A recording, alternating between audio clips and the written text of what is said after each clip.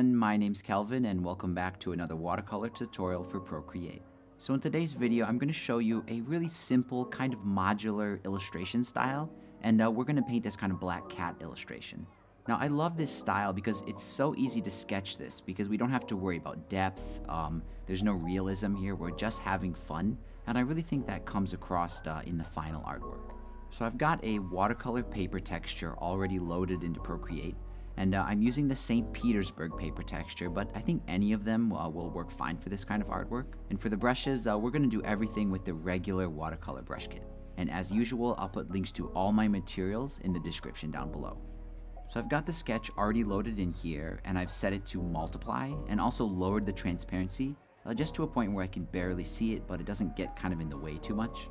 And you can have this sketch for free. I'll put a link in the description, along with a few other links to a couple other similar sketches, just kind of different layouts, just in case you want to have some more fun with this style. And to start painting, I'm going to select a blank layer underneath the paper texture, just like you normally would.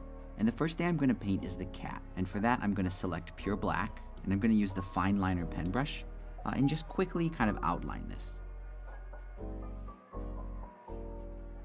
And after the outline is done, I can just drag that color and drop it in there just to fill it out really quickly. And after that, I can zoom in and do the face real quick. And the face is really easy. I'm going to use the same fine liner pen, but I'm going to choose a kind of yellow color for the eyes, and I'll do those real quick. And just to make them pop a little bit more, I'll select a kind of lighter color, but still kind of a yellowy color, and do the highlight like that. And next, I'll just do the nose, so I'll grab a kind of pink color and just draw this kind of upside down triangle, just like that.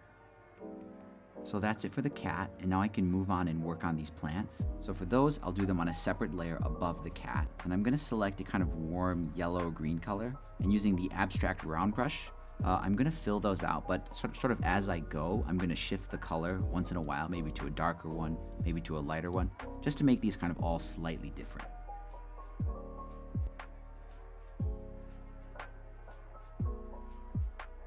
Now when I use the abstract round brush, it often goes over the edge of the sketch, and sometimes that's okay, but I do want to go in there with the eraser brush set to the fine liner pen and just clean it up in a few areas, but I'm going to try not to get too carried away and leave some imperfections in there.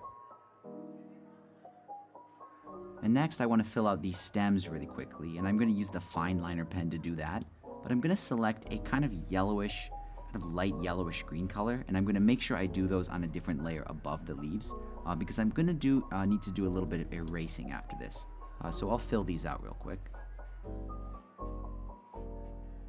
So this is why I did it on a separate layer, so I'm going to go in there with the eraser brush and just clean those up a little bit. Now after that, I'm going to merge the stems and the leaves together, and I want to add some shadows because this is looking a little bit flat. So the way I'm going to do that is I'm going to use the selection tool set to freehand, and just a little bit on each leaf, I'm going to kind of imagine a shadow being cast onto it just by any of the other leaves. I think something like that. It's basically a random selection, but I won't feather it out. Then I'm going to go to hue, saturation, and brightness, and just darken that selection a little bit. And this will give the leaves a little bit more dimensionality, a little bit more atmosphere, and keep them from looking quite so flat. Now this is optional, but often what I do when I have leaves like this is I will kind of brighten the tips of them to give the impression that light is coming through. And you don't have to do that, but I recommend it. It's so easy. I'm just going to grab the selection tool, set to freehand again, and I'm going to make a selection that covers anywhere I want the kind of glow to come through. Then I'll feather out that selection. I'll go to hue, saturation, and brightness again, and I'll brighten it. I'll saturate it, and then I'll shift the hue a little bit over towards yellow. And I don't know why, but I really like the way that looks. So the leaves are done, and I can move on and do the pot real quick. And I'm going to do the whole pot in red using the abstract round brush, but I'm going to do it on a separate layer underneath the cat. And after that, I'm going to go in there with the water blender brush and just kind of blend it up in a few areas, but I'm going to try to leave some hard edges behind.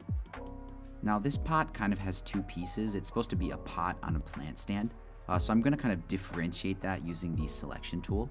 So I'm going to grab the selection tool and set it to freehand, and just select the bottom half here along the line in the sketch. Then I'm going to go to hue, saturation, and brightness, and darken it, maybe desaturate it, and just shift the hue until I find kind of a nice color for that plant stand. There we go. I think that looks pretty good. Maybe I'll desaturate it just a little bit more. Now I want to add a shadow for the legs because this is basically a plant stand, and then here are the legs. So I'm going to add the shadow with the selection tool just like this, and kind of go back along it just like that. And then I'll darken that area just to give it a little bit of contrast there. And just to finish this up, I'll turn off the sketch, merge everything down onto one layer. Then I'm going to make a random selection like this. I'll feather it out, and I'll just shift the hue, the saturation, and the brightness just a little bit to make it a little bit less uniform.